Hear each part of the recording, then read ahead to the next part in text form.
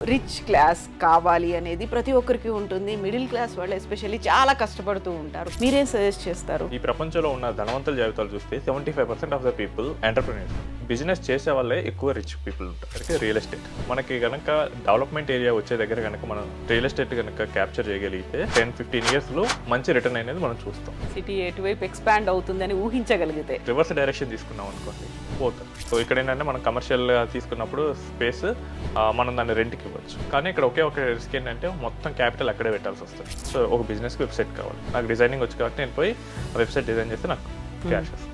Editing లేదా software development, freelancing చేయడం, మనకి ఆర్డర్స్ వస్తే కనుక మనం ఇన్కమ్ అనేది మనకి కొంచెం హెవీగా వస్తుంది. సో ఈ ఇన్కమ్తో మనం మిగతా వాటిలో ఇన్వెస్ట్ చేసి నెక్స్ట్ లెవెల్కి వెళ్ళొచ్చు. అండ్ ఇంటర్నెట్ని చాలా బాగా వాడుకోవాలి. అమెజాన్ తనకు సొంత షాప్స్ లేవు, ఊబర్ సొంత కార్లు లేవు, బట్ ఇవన్నీ ఇంటర్నెట్ బేస్డ్ ఎకానమీ. క్యాష్ కనుక ఎక్కువ ఉంటే మనం చెప్పినట్టు ఇన్వెస్ట్మెంట్స్ కనుక కరెక్ట్గా ప్లాన్ చేస్తే నెక్స్ట్ లెవెల్కి వెళ్ళొచ్చు.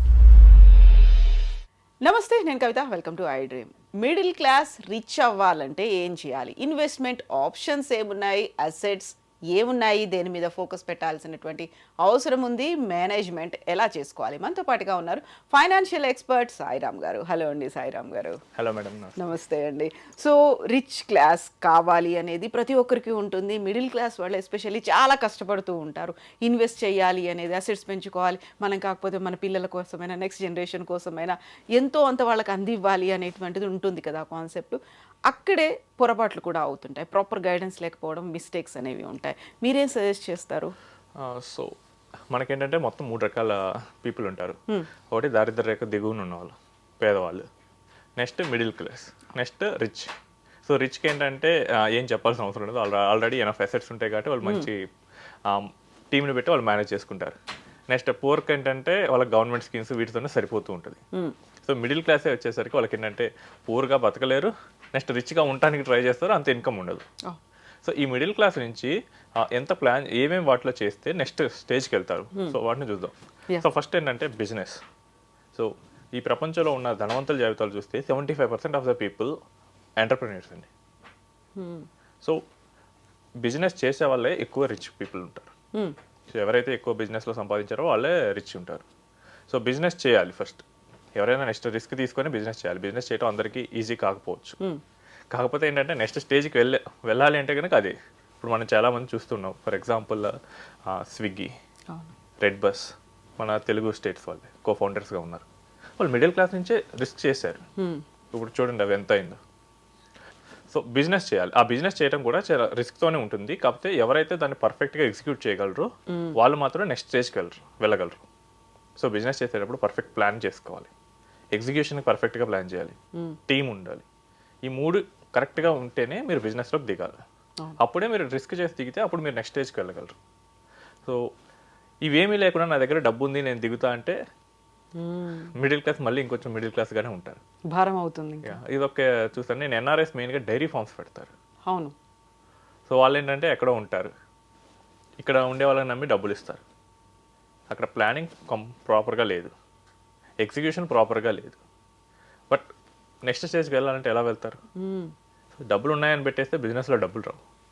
సో మన బిజినెస్ని మన ఓన్గా ఫీల్ అయ్యి చేసే వాళ్ళు ఉండాలి. టీం అనేది ప్రాపర్గా ఉండాలి, మన స్ట్రాటజీస్ కరెక్ట్గా ఉండాలి, అసలు మనం కరెక్ట్గా పెడుతున్నామా లేదా అవన్నీ చూడాలి, అవగాహన ఉందా. ఇంకోటి చాలామంది ఫుడ్ బిజినెస్లో పెడుతూ ఉంటారు.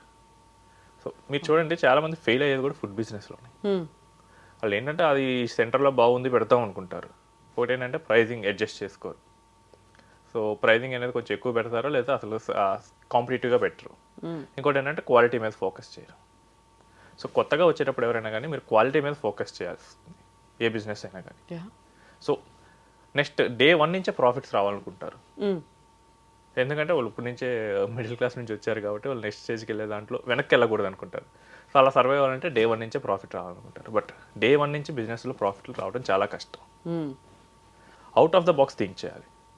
అండ్ ఇంకోటి ఏంటంటే ఒక 1 ఇయర్ వరకు మీ ఎక్స్పెన్సెస్ మీరు ముందే పెట్టుకోవాలి. బిజినెస్లోంచి ప్రాఫిట్స్ రాకపోయినా మీరు సర్వైవ్ అయ్యేట్లు బ్యాకప్ అనేది పెట్టుకొని, ఇంత బ్యాకప్ ఉండి ఇవన్నీ ఉంటేనే మీరు బిజినెస్ ట్రై చేస్తే నెక్స్ట్ స్టేజ్కి మూవ్ అవ్వగలరు. So all of a sudden click అయితే business within 2 to 3 years మిమ్మల్ని నెక్స్ట్ స్టేజ్కి మూవ్ చేస్తుంది. సో జెప్టో 18 years కిడ్ చేశారు చూడండి. జొమాటో కొనేసింది. సో ఆయన చేసింది ఒక 2 ఇయర్స్లోనే బ్రాండ్ని ఆకర్షించాడు జొమాటోని. నిజమే. సో వేల కోట్లకు అధిపతి అయ్యాడు ఒకేసారి. ఇవేంటంటే క్లిక్ అయితే ఆల్ ఆఫ్ ఎ సడన్ మిమ్మల్ని నెక్స్ట్ స్టేజ్కి ఇమీడియట్గా తీసుకెళ్తాయి. బట్ ఫెయిల్ అయ్యే రేట్ కూడా ఎక్కువ ఉంటుంది. సో ఇది రిస్క్ తీసుకొని చేయాల్సి వస్తుంది. Next stock market. So business నేను చేయలేను, నాకు అంత స్కిల్ లేదు అనుకునే వాళ్ళకి ఏంటంటే వేరే వాళ్ళ బిజినెస్లో ఇన్వెస్ట్ చేయొచ్చు. సో ఇది స్టాక్ మార్కెట్ మనకు ప్రొవైడ్ చేస్తుంది. అవును. సో ఈ లిస్టెడ్ బిజినెస్లో చేయొచ్చు, అన్లిస్టెడ్ బిజినెస్లో చేయొచ్చు. సో మనకి రిలయన్స్, టాటా, నెక్స్ట్ వచ్చేసరికి ఐటీసీ, ఐఆర్సిటీసీ, ఎల్ఐసి, ఎస్బీఐ ఇలాంటి కంపెనీస్ ఉన్నాయి. సో ఇవి పెద్ద బ్రాండ్స్. సో కొన్ని వందల సంవత్సరాల నుంచి ఈ బిజినెస్ అవి మల్టీఫోల్డ్ చేసుకుంటూ పెరిగాయి. సో మనం చేయలేనప్పుడు మనం ఇలాంటి బిజినెస్లో ఇన్వెస్ట్ చేయొచ్చు. రిలయబుల్గా కూడా కనిపిస్తుంటాయి కాబట్టి.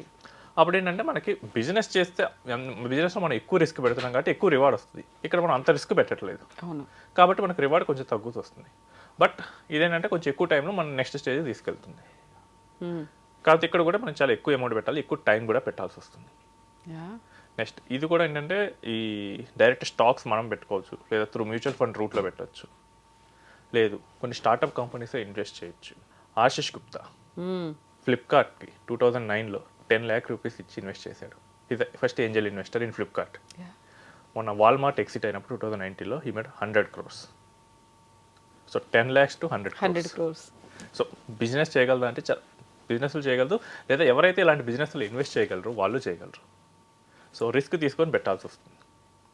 నెక్స్ట్ అంత రిస్క్ తీసుకోలేని వాళ్ళు ఆల్టర్నేటివ్ ఇన్వెస్ట్మెంట్స్లో పెట్టుకోవచ్చు. సో దీనిలో ఏంటంటే ఒక ప్రొఫెషనల్ పర్సన్ ఉంటారు. So they will manage this. ఇక్కడ ఏంటంటే మనం నెక్స్ట్ ఫ్లిప్కార్ట్ని పట్టుకోవడం కొంచెం కష్టమే కాబట్టి ఒక ప్రొఫెషనల్ వాళ్ళకి ఇస్తే వాళ్ళు కూడా వెరిఫై చేస్తారు, మొత్తం బిజినెస్ అంతా చూసేసి మన తరపున వాళ్ళు చేస్తారు. కాబట్టి ఇక్కడ కూడా రిస్క్ కొంచెం అనేది ఎక్కువ ఉంటుంది, బట్ బిజినెస్ కన్నా ఎక్కువ ఉండదు. నెక్స్ట్ కేసు వచ్చేసరికి రియల్ ఎస్టేట్. సో ఇది మనందరికీ చాలా తెలిసింది. సో హైటెక్ సిటీలో 1995లో సైబర్ టవర్స్ పడకముందు ఒక ఎకరం ఎంత ఉంటుందండి? Maybe around 20,000. ఇప్పుడు చూస్తే so true. So almost 1000 times పైన పెరిగింది. సో మనకి కనుక డెవలప్మెంట్ ఏరియా వచ్చే దగ్గర కనుక మనం రియల్ ఎస్టేట్ కనుక క్యాప్చర్ చేయగలిగితే సో మనకి వితిన్ 10-15 yearsలో మంచి రిటర్న్ అనేది మనం చూస్తాం. సో ఇది నెక్స్ట్ స్టేజ్కి కూడా తీసుకెళ్ళగలుగుతాం. అంతెందుకండి మనకి క్యాపిటల్ ఆంధ్ర క్యాపిటల్ అమరావతి పడిన రీజన్లో అక్కడ ఉన్న వాళ్ళందరూ వాళ్ళ వాల్యూ పెరిగింది, ల్యాండ్ వాల్యూస్. సో వాళ్ళందరూ ఇప్పుడు నెక్స్ట్ స్టేజ్కి మూవ్ అవుతారు. సో హైదరాబాద్లో కూడా ఈ హైటెక్ సిటీ నానక్రామగూడలో ఎవరైతే 2000 to 2005 ఆ టైంలో చీప్గా ఉన్నప్పుడు ఎవరైతే కొన్నారో వాళ్ళు ఇప్పుడు నెక్స్ట్ స్టేజ్కి వెళ్తారు. సో రియల్ ఎస్టేట్లో కూడా నెక్స్ట్ స్టేజ్కి వెళ్ళొచ్చు. కాకపోతే ఇక్కడ ఏంటంటే హెవీ క్యాపిటల్ పెట్టాలి, ఒకేసారి లంసమ్ అమౌంట్ అయినా పెట్టి తీసుకోవాలి. నెక్స్ట్ ఏంటంటే మన థాట్ ప్రాసెస్ కరెక్ట్గా ఉండాలి. ఇప్పుడు నేను ఏంటంటే నెక్స్ట్ గ్రో అయ్యే దగ్గర పెట్టాలి, అలా కాకుండా ఆల్రెడీ గ్రో అయింది లేదా డెవలప్మెంట్ రాని చోట నేను పెడితే ఇక్కడ కూడా మనం మిస్టేక్ వెళ్ళే ఛాన్స్ అయితే ఉంది. సిటీ ఎటువైపు ఎక్స్పాండ్ అవుతుంది అని ఊహించగలిగితే, సిటీ ఎటువైపు ఎక్స్పాండ్ అవుతుంది అటు ఊహించాలి. అలా కాకుండా దానికి రివర్స్ డైరెక్షన్ తీసుకున్నాం అనుకోండి, సో పోతారు. నెక్స్ట్ వచ్చేసరికి ఈ రియల్ ఎస్టేట్లో కూడా డిఫరెంట్ టైప్స్ ఉంటాయి. So fractional real estate. So ఇదేంటంటే నేను ఒక్కనే కొనలేను ఒక బిల్డింగ్, నేను ఒక 4 ఫ్రెండ్స్ని మాట్లాడుకొని 4 కలిపి కొంటాం. అప్పుడు నాకు ఏంటంటే 100% షేర్ రాదు, కొంచెం ఒక 25% అలా షేర్ వస్తుంది. సో ఇది మధ్య పాపులర్ అవుతుంది ఫ్రాక్షనల్ రియల్ ఎస్టేట్. ఇలా కూడా పెట్టచ్చు, లేదా కమర్షియల్ ప్లేసెస్ తీసుకోవచ్చు. సో ఇక్కడ ఏంటంటే మనం కమర్షియల్గా తీసుకున్నప్పుడు స్పేస్ మనం దాన్ని రెంట్కి ఇవ్వచ్చు అండ్ వాల్యూ పెరుగుతుంది, మనకు ఆ కమర్షియల్ స్పేస్ ఉంటే రెంట్ కూడా వస్తుంది. నెక్స్ట్ వచ్చేసి హౌసెస్, ల్యాండ్స్, ప్లాట్స్. సో ఇవన్నీ మనకి రియల్ ఎస్టేట్లో భాగంగా వస్తాయి. కానీ ఇక్కడ ఒకే ఒక రిస్క్ ఏంటంటే మొత్తం క్యాపిటల్ అక్కడే పెట్టాల్సి వస్తుంది. టైటిల్ డిస్ప్యూట్స్ ఎక్కువగా ఉంటాయి. ఏదైనా ల్యాండ్ వాల్యూ కనుక పెరుగుతుంది అంటే కనుక మన మిగతా రెండిట్లో అయితే కనుక క్యాప్చర్ చేయడానికి తక్కువ ఉంటుంది అవకాశం. అవును. బట్ ఇక్కడైతే ఈజీగా చేయడానికి అవకాశం ఉంటుంది, ఫ్రాడ్ చేయడానికి. చాలా కళ్ళు దాని మీద ఉంటాయి అక్కడ. సో ఈ రియల్ ఎస్టేట్లో కూడా పెట్టి నెక్స్ట్ స్టేజ్కి మూవ్ అవ్వచ్చు. బట్ ఇక్కడ రియల్ ఎస్టేట్లో పెడితే కనుక మీరు ఒక 15 years, 20 years, 30 years అలా ఉండాల్సి వస్తుంది. ఒక లాంగ్ పీరియడ్ వెయిట్ చేయాలి. లాంగ్ పీరియడ్ వెయిట్ చేయాలి. సో ఈరోజు పెట్టి రేపే వెంటనే అవ్వాలంటే అవ్వకపోవచ్చు. పెట్టింది డబల్ ట్రిపుల్ అయితే అవ్వచ్చు, బట్ మిమ్మల్ని నెక్స్ట్ స్టేజ్కి మూవ్ చేయాలంటే కనుక ఇలాంటి టైం తీసుకుంటాయి. So true, so true. మనకి తెలుగు స్టేట్స్లోనే ల్యాండ్ వాల్యూ 1 crore టచ్ అవ్వడానికి అంటే ఇప్పుడు టచ్ అవుతున్నాయి. బట్ 30 years బ్యాక్ అంతగా లేవు కదా. సో వెయిట్ చేయాలి, ఒక జనరేషన్ అంత గ్యాప్ తీసుకోవాల్సి వస్తుంది. నెక్స్ట్ వచ్చేసరికి commodities, so gold, silver, diamonds ఇలాంటి కమోడిటీస్లో ఇన్వెస్ట్ చేయాలి. సో వీటిని ఏం చేస్తారంటే మీరు గోల్డ్ ప్రైసెస్ చూడండి, 60 years బ్యాక్ ఎంత ఉంది, ఇప్పుడు ఎంత ఉంది, ఆల్మోస్ట్ 1 lakh రీచ్ అయింది. ఇంకో 5-6 yearsలో 2 lakh రీచ్ అవ్వచ్చు. సో ఇలాంటి వాటిలో ఇన్వెస్ట్ చేసినా కానీ నెక్స్ట్ స్టేజ్కి వెళ్తారు. కాకపోతే ఇవి కూడా ఎక్కువ టైం తీసుకుంటాయి. అండ్ వీటికి వచ్చే ప్రాబ్లం ఏంటంటే ఎక్కువ ఇన్వెస్ట్ చేసి దాటి పెట్టుకోలేము. బ్యాంక్లో అయినా పెట్టాలి, లేదా ఫినాన్షియల్ ఫామ్లో అయినా తీసుకోవాల్సి వస్తుంది. కానీ ఇవి కూడా నెక్స్ట్ లెవెల్కి వెళ్ళడానికి తీసుకెళ్తాయి. ఇంకొన్ని ఉంటాయండి, సో వీటిని ఫైన్ ఆర్ట్స్ అంటారు. పెయింటింగ్స్ దాచి పెట్టుకుంటారు కొంతమంది. సో వాటిని వేలం వేస్తే కనుక మంచి రేటు పలుకుతుంది.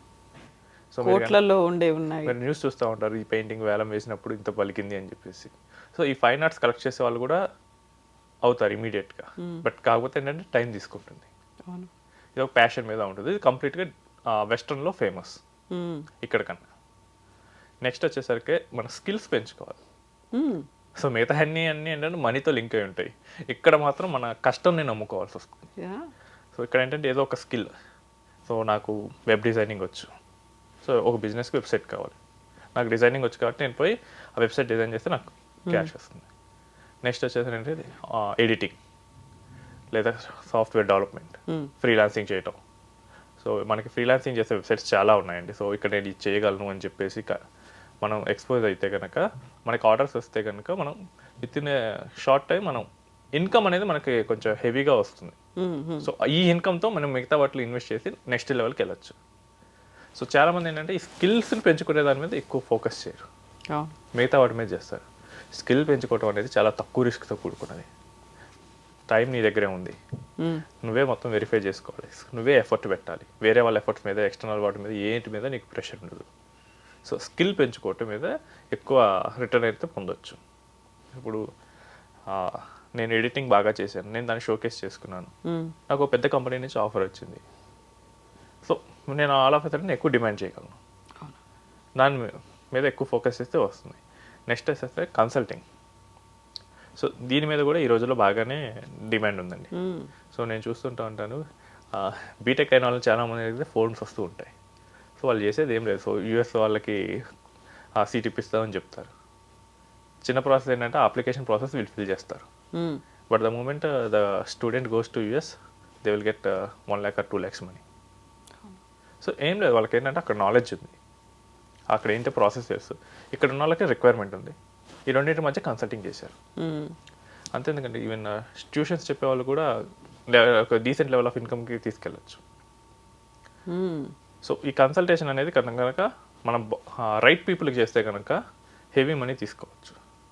ప్రాపర్ నెట్వర్క్ని మెయింటైన్ చేసుకోగలిగితే. ఇది కూడా అదే, నెట్వర్క్ మెయింటైన్ చేయాలి. సో నెట్వర్క్ మెయింటైన్ చేయాలంటే మన కనెక్షన్స్ చూసి ఎవరెవరు ఉన్నారు, వాళ్ళకి రిక్వైర్మెంట్స్ ఏంటి, మన స్కిల్ ఎందులో ఉంది, దీన్ని మనం ప్రజెంట్ చేసుకోవాల్సి వస్తుంది.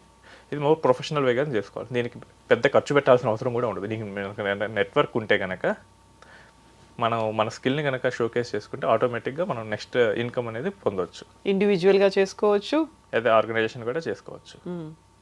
సో చాలామంది దీన్ని అయితే మిస్ చేస్తారు. ఎందుకంటే మనకి Deloitte is a big consulting firm. వాళ్ళు చేసేది అంతే, ఏంటంటే వాళ్ళకి పెద్ద నెట్వర్క్ ఉంటుంది, వాళ్ళు కంపెనీస్ని రీచ్ అవుతారు, వాళ్ళకి కన్సల్టేషన్ ఇస్తారు. సో ఆ లెవెల్లో కాకపోయినా చిన్నవి ఉంటాయి, సో ఆ కన్సల్టేషన్ అయినా చేయొచ్చు. సో కన్సల్టేషన్ అనేది ఈ పాపులర్ అవుతుంది. సో నెక్స్ట్ డెకేడ్లో చాలా హెవీగా ఇన్కమ్ సోర్సెస్గా అయితే మారుతుంది. అండ్ ఇంటర్నెట్ని చాలా బాగా వాడుకోవాలి. అమెజాన్ తనకు సొంత షాప్స్ లేవు, ఫ్లిప్కార్ట్కి కూడా అంతే, ఊబర్ సొంత కార్లు లేవు. బట్ ఇవన్నీ ఇంటర్నెట్ బేస్డ్ ఎకానమీస్. ఇలాంటి ట్రెండ్స్ని చేసి క్రియేటివ్ వర్క్స్ ఏదైనా చేసి దాన్ని షోకేస్ చేయగలిగితే అక్కడైనా వస్తుంది. ఈవెన్ అదంతా ఎందుకంటే మనకి క్రియేటివ్ ఉంది, సో ఎవరు చూడకపోతే మనమే పెట్టి యూట్యూబ్లో పెడతాం. So if that creative work కానీ నచ్చితే ఫాలోవర్స్ పెరుగుతారు, then YouTube will give you revenue. So క్రియేటివ్గా ఏదైనా చేయాలి, లేదా కన్సల్టింగ్ కానీ, స్కిల్ పెంచుకోవడం కానీ, ఇవి మన చేతుల్లో ఉంటాయి. సో బట్ వీటి నుంచి ఇన్కమ్ వస్తుంది. ఈ ఇన్కమ్ని పైన మూడిట్లో మళ్ళీ పెడితే, ఇన్వెస్ట్ చేస్తే, ఆ అసెట్ క్లాసెస్లో చేస్తే కనుక మనకు వస్తుంది. ఒకటి టైంని ఇన్వెస్ట్ చేయాలి. టైంని ఇన్వెస్ట్ చేయాలంటే మన స్కిల్స్ మీద కానీ, మన నెట్వర్క్ మీద కానీ ఫోకస్ చేసుకోవాలి. సో అప్పుడు ఏంటంటే మనకి మనీ జనరేట్ అవుతుంది. ఈ మనీ జనరేట్ అయిందని బిజినెస్లో కానీ, స్టాక్ మార్కెట్లో కానీ గోల్డ్ సిల్వర్ వాటిలో కానీ ఇన్వెస్ట్ చేయాలి. సో అప్పుడు మనకి నెక్స్ట్ లెవెల్కి మూవ్ అవ్వాలి. యా. అంతేగాని ఒకే దగ్గర స్ట్రక్ అయితే కనుక ఇక్కడ మళ్ళీ పెరగరు. అండ్ వచ్చిన డబ్బును కూడా అలాగే ఒక పక్కన మూలకు పెట్టి ఉంచినాకనే అది పెరగదు, ఇంకా అది మళ్ళీ ఇన్వెస్ట్ చేయాల్సిందే. యా, అది ఇన్వెస్ట్ చేయాలి, నెక్స్ట్ దాన్ని ప్రాపర్గా మెయింటైన్ చేయాల్సి వస్తుంది. అప్పుడే మనం నెక్స్ట్ లెవెల్కి వెళ్ళాలి. బట్ చిన్న చిన్న మిస్టేక్స్ చేస్తే మొత్తం దాని కిందకి లెవెల్కి అయితే ఈజీగా వెళ్తారు. So too much of risk తీసుకొని నాకు అన్నీ వచ్చనుకొని బిజినెస్లో దిగటం, తీరా చూస్తే ప్లానింగ్ లేకపోతే ఏమవుతుంది, ఉన్న క్యాష్ అంతా పోతుంది, నెక్స్ట్ లెవెల్కి కిందకే వెళ్ళిపోతారు. మళ్ళీ అప్పుల పాలవడం ఇవన్నీ. స్టాక్ మార్కెట్లో వచ్చేసరికి ఎవరో చెప్పారు ర్యాండమ్ న్యూస్ అని చెప్పేసి వాళ్ళు చెప్పిన దాంట్లో పెట్టేస్తే మీ డబ్బులు అలాగెళ్తే మీరు మళ్ళీ రివర్స్లోకి వెళ్తారు. True true.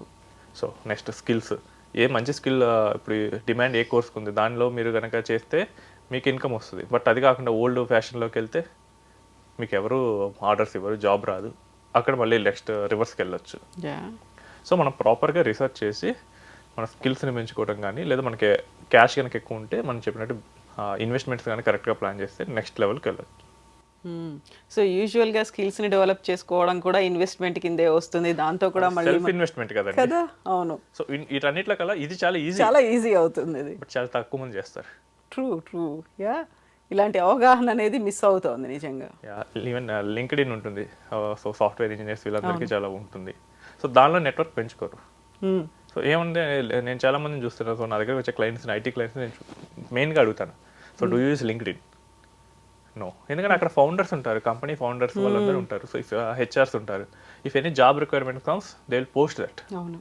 సో మీరేమో మీ ఫ్రెండ్ రిక్వెస్ట్ పెట్టేసి అక్కడ సో మీరు మీ రెజ్యూమే కనెక్ట్ అవుతే సరిపోతుంది. సో అది మిస్ చేస్తారు. దాని బదులు నెట్ఫ్లిక్స్లో గంటలు గంటలు గడుపుతారు. సో ఇది ప్రాపర్ వేలో డిజైన్ చేసుకోవాల్సి వస్తుంది. ఎస్ సాయిరామ్ గారు, థ్యాంక్ యూ సో మచ్ అండి. థ్యాంక్స్. థ్యాంక్ యూ అండి.